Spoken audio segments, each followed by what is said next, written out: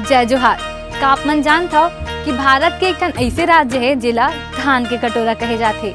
जी हाँ, हमन बात करत हवन हमर छत्तीसगढ़ के, जेनहा 1 नवंबर सन 2000 में बने रही से।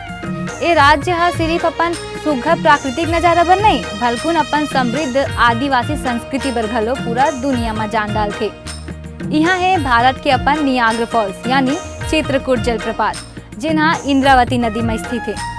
उहे कवर्धा के भोरवदे मंदिर है, जिन्हा अपन शानदार नकाशी बर छत्तीसगढ़ के खजुराहो कहे जाथे।